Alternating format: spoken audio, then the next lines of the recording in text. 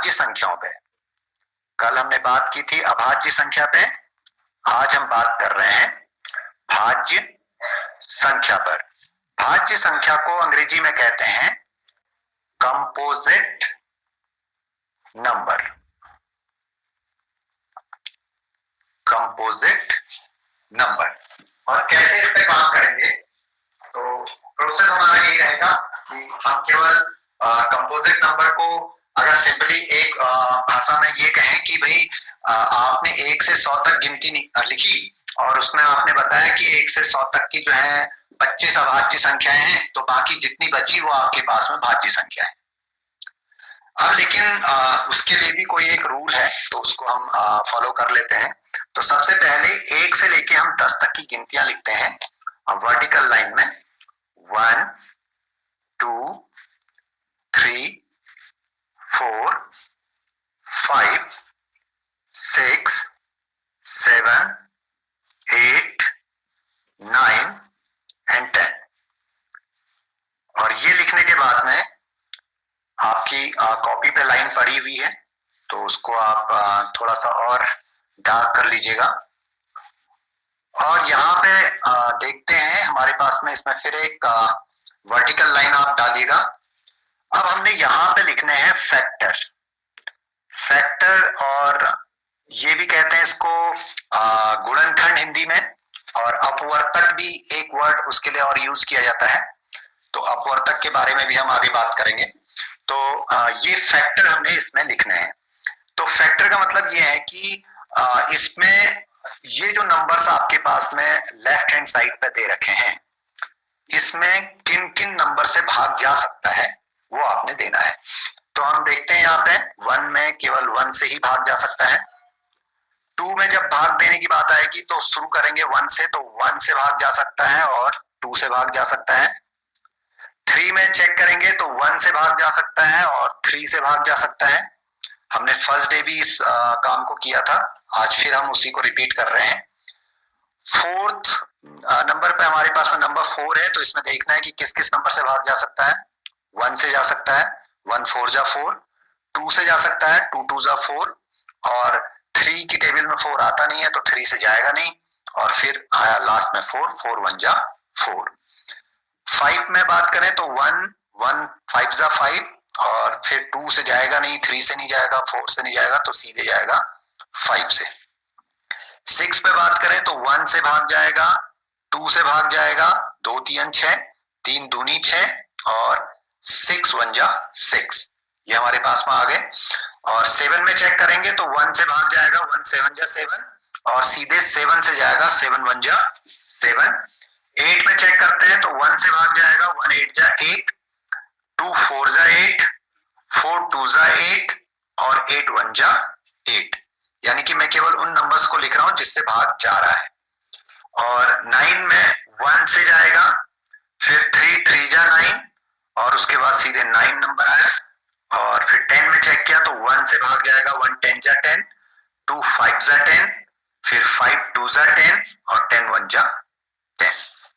Okay, अब हमने यहाँ पे उन नंबर्स को फाइंड आउट करना है जिनके पास 2 से ज्यादा फैक्टर हैं।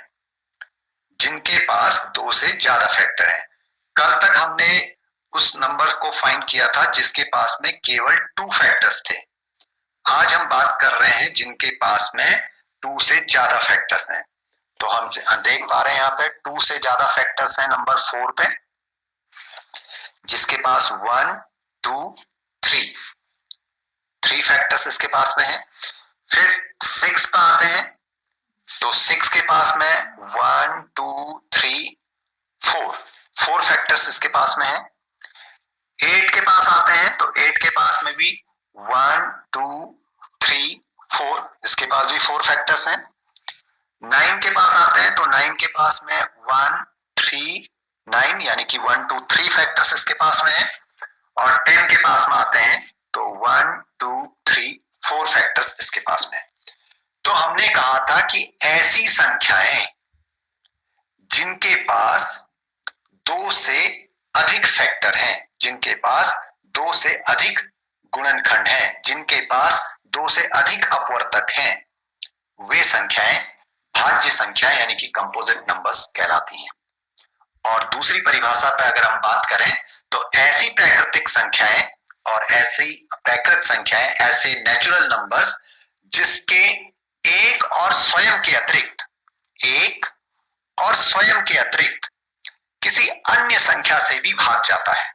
यानी कि एक का भाग तो जा रहा है 4 में, पूरी बार जा रहा है, 4 का भाग भी पूरी बार जा रहा है, लेकिन 2 एक ऐसा नंबर है जिसका भाग भी 4 में जा रहा है। तो ऐसी संख्याएं हमारे पास में भाज्य संख्याएं कहलाती हैं। और प्रश्न यहां से बनता है सबसे छोटी भाज्य संख्या क्या है। तो मैं समझूंगा कि सभी को आंसर आ गया होगा।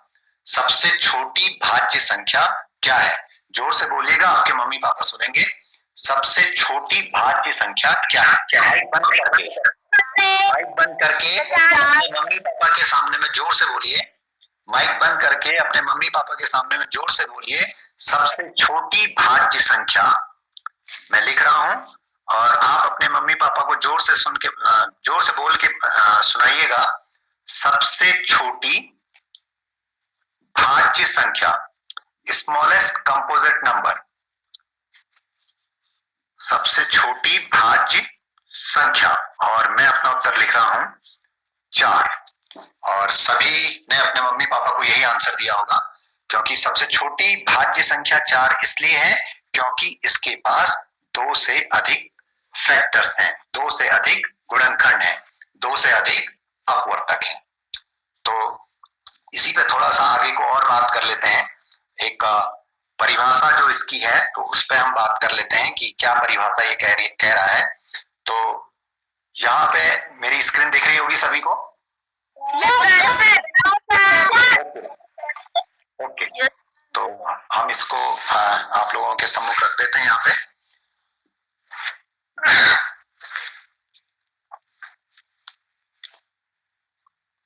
तो हमारे पास में है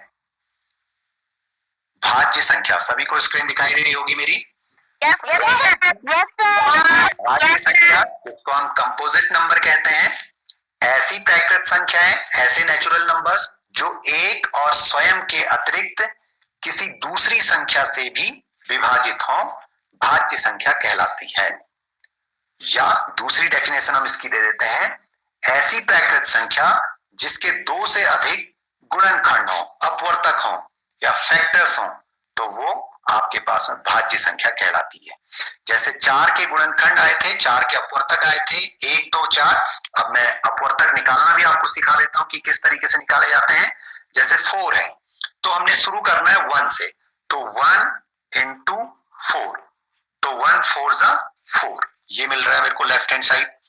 फिर आते हैं 2 पे, 2 से किसको मल्टीपल किया जाए कि हमको 4 मिल जाए, तो 2 2 जा 4, ये हमको मिल रहा है। फिर 3 पे आते हैं तो 3 की टेबल में तो 4 आता नहीं है भाई, तो जब आ नहीं रहा है तो इस नंबर को हमने छोड़ देना है। ओके, तो नेक्स्ट हमारे पास में आया 4, तो 4 into 1, 4 1 जा 4। अब देखिए 1 into 4 या 4 into 1, बोथ आर सेम, ये दोनों जो है एक समान है, दोनों एक जैसे हैं। तो जब ये, इसका मतलब है कि ये रिपीट कर रहा है, तो जहां पे ये रिपीट करेगा वहां पे हमने छोड़ देना है। तो अब छोड़ दिया तो हमारे यहाँ पे ये कंप्लीट हो गया। तो फैक्टर्स देखिए क्या हो गए, इसके अपवर्तक क्या हो गए, 1 2, अब 2 रिपीट कर रहा है तो इसको भी छोड़ देना है, और 4, तो हमने यही निकाले थे 1 2 4। तो ये 4 के फैक्टर्स हो गए, 4 के अपवर्तक हो गए। आगे हम 6 के अपवर्तक की बात करते हैं, 6 के फैक्टर्स की बात करते हैं। तो 6 को हम लिख सकते हैं, शुरू करना है 1 से, तो 1 into 6, 1 6 जा 6। 2 पे आते हैं, 2 into 3, 2 3 जा 6। फिर आते हैं 3 पे, 3 into 2, रिपीट कर रहा है, तो रिपीट कर रहा है तो यहाँ पे छोड़ देना है। जहां पे रिपीट करेगा वहां पे छोड़ देना है, क्योंकि अगला नंबर हमारे पास में 4 आता है तो 4 की टेबल में आएगा नहीं, 5 की टेबल में 6 आएगा नहीं, और फिर 6 की टेबल में आएगा 6 1 जा 6, तो ये अपने आप 1 into 6 और 6 into 1 दोनों सेम है। तो ये पहले जहां से रिपीट करना शुरू कर रहा है तो वहीं छोड़ देना है, क्योंकि आगे को फिर रिपीट ही करेंगे। तो अब हमारे पास में इसके जो फैक्टर्स हो गए, इसके जो अपवर्तक हो गए 6 के, वो हमारे पास में हो गए 1 2 3 6। तो हमने यही लिखे हैं 6 के गुणनखंड 1 2 3 6। तो इस तरीके से हम फैक्टर्स भी निकाल सकते हैं। तो होमवर्क में नोट करिए, आज जो काम करेंगे वो लिखेंगे आप जो फैक्टर्स लिखेंगे, एक तो लिखेंगे आप 9 के, ये आपका होमवर्क रहेगा। 9 के आपने 9 के फैक्टर्स ऑफ 9 और 9 के अपवर्तक जो हिंदी में लिखना चाह रहे हैं वो इस तरीके से लिखेगा, 9 के अपवर्तक या 9 के गुणनखंड। और इसी तरीके से दूसरा नंबर आप ले लीजिएगा 18 के गुणनखंड या फिर अपवर्तक।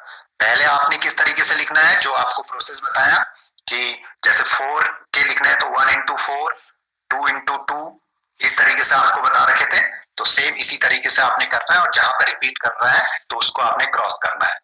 तो वहां पे आपको समझ में आ जाएगा कि भाई यहाँ पे क्रॉस हो गया तो इससे आगे नहीं बढ़ना है। तो 18 और थर्ड नंबर आपके पास में होगा 24। तो 24 के अपवर्तक। तो ये तीन फैक्टर्स आप निकालेंगे, 9 के 18 के और 24 के। ओके, नेक्स्ट हम बात करते हैं जुड़वा अभाज्य।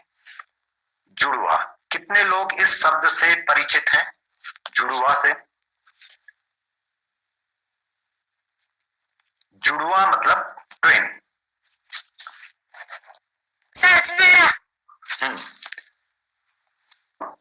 तो ट्विन प्राइम, जुड़वा अभाज्य। ओके, अब बात करते हैं जुड़वा अभाज्य की कि क्या जुड़वा अभाज्य होते हैं। तो ऐसी अभाज्य संख्याएं, अभाज्य की बात कर रहा हूं, बिल्कुल इस चीज को नोट करिएगा। जुड़वा अभाज्य यानी कि अभाज्य संख्याओं की बात कर रहा हूं।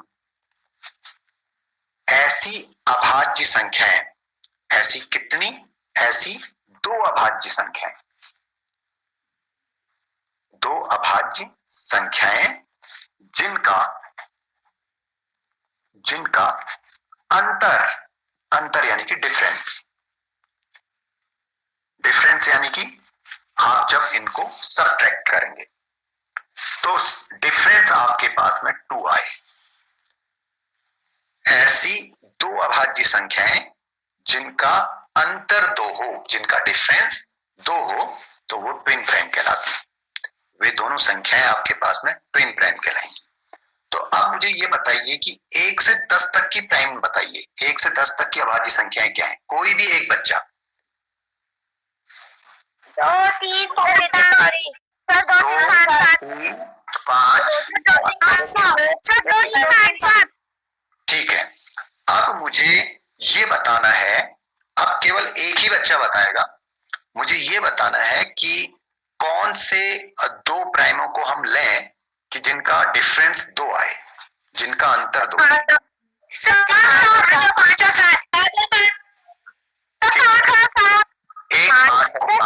7।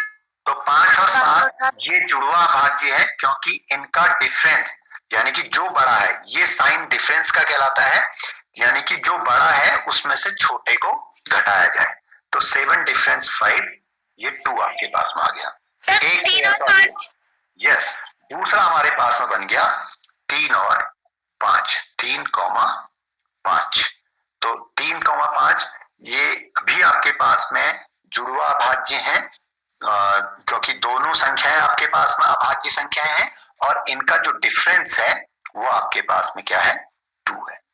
तो अब समझ में आ गया होगा कि जो 2 अभाज्य संख्याओं का अंतर 2 हो तो वो आपके पास में ट्विन प्राइम कहलाती है, वो आपके पास में ट्विन प्राइम कहलाती है। तो आपने कल अभाज्य संख्याएं लिखी हैं 1 से 100 तक। तो आपने एक होमवर्क और करना है, चौथे नंबर का क्वेश्चन आपके आपके लिए रहेगा कि 1 से 100 तक जुड़वा अभाज्य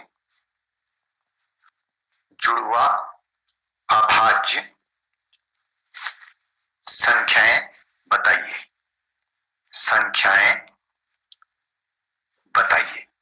तो आपने देख लेना है भाई, जो जो अभाज्य संख्याएं आपके पास में आई हैं तो उनका आपने इस तरीके से, जैसे पहला हमारे पास में आ गया 3,5, तो इस तरीके से आपने लिखना है, और इक्वल्स 5 डिफरेंस 3 इक्वल्स 2, ये पहला आपके पास में हो गया। दूसरा आपके पास में आया 5,7, तो इक्वल्स 7 डिफरेंस 5 इक्वल्स 2। तो इस तरीके से आपने 1 से लेकर 100 तक में चेक करना है अभाज्य संख्याओं में। तो वो आपके पास में जुड़वा अभाज्य के अन्य पेयर्स आ गए, अन्य ग्रुप आ गए। ओके, अब अगली बात हम करते हैं सह अभाज्य, को-प्राइम सह अभाज्य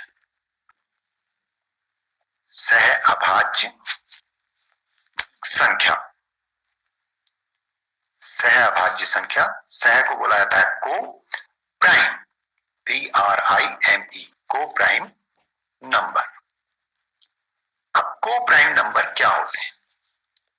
तो को प्राइम नंबर्स को हम ऐसे समझ सकते हैं कि ऐसी दो ब्रैकेट संख्याएं जिनका HCF यानी कि महत्तम समापवर्तक मौसो 1 हो, तो वो आपके पास में को प्राइम कहलाती हैं, सह अभाज्य कहलाती हैं। अब इसमें जरूरी नहीं है कि भाई आपके पास में दोनों अभाज्य हों, और एक और कंडीशन है कि जो क्रम से आने वाली ब्रैकेट संख्याएं हैं, क्रम से आने वाली ब्रैकेट संख्याएं, ये सह अभाज्य होती हैं, ये सह अभाज्य होती हैं। क्यों? क्योंकि इनका जो मौसा होगा वो 1 होगा। जैसे मैं एक एग्जांपल आपके साथ में डिस्कस कर लूं, 4,5। अब देखिए भाई, ये तो अभाज्य संख्या है, ये तो प्राइम नंबर है, लेकिन 4 तो हमारे पास में कंपोजिट है, भाज्य है। तो इसके लिए कोई ऐसी जरूरत नहीं है कि भाई 2 के 2 अभाज्य हों, ठीक है। तो इसमें ये है, एक ही कंडीशन है कि जो भी संख्याएं आप ले रहे हैं तो उसका मौसो 1 आना चाहिए। तो मौसो निकाल लेते हैं भाई, 4 और 5 का मौसो निकालना है तो छोटी संख्या से बड़ी संख्या में भाग दे दीजिए। 4 1 जा 4, 5 में से 4 सब्ट्रैक्ट कर दिया तो 1 बचा। अब जो 1 शेष आया है, जो रिमाइंडर आपके पास में आया है, उससे फिर आप भाग देंगे किसमें? इस 4 में, जिससे आपने भाग दिया था।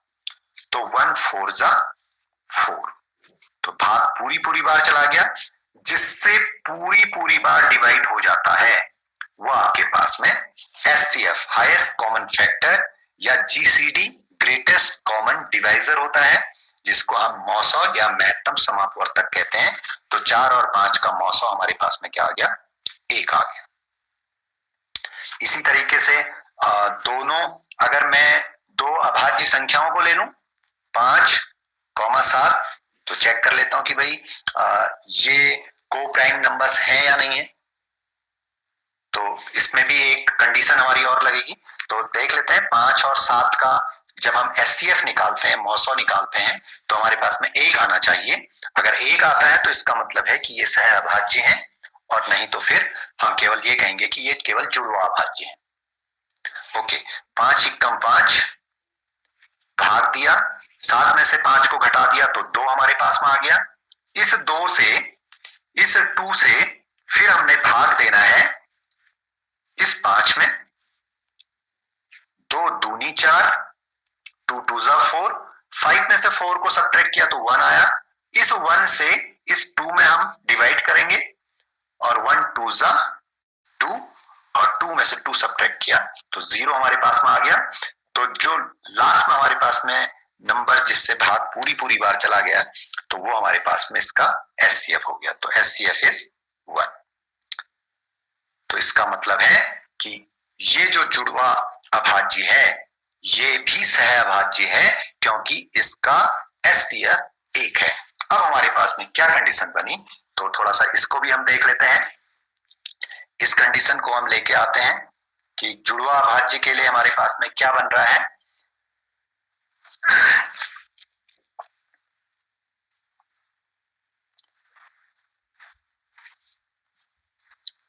तो को प्राइम जिसको हमने सह अभाज्य कहा, जिन दो प्राकृत संख्याओं का एचसीएफ यानी महत्तम समापवर्तक 1 हो तो वे दोनों संख्याएं सह अभाज्य कहलाती हैं।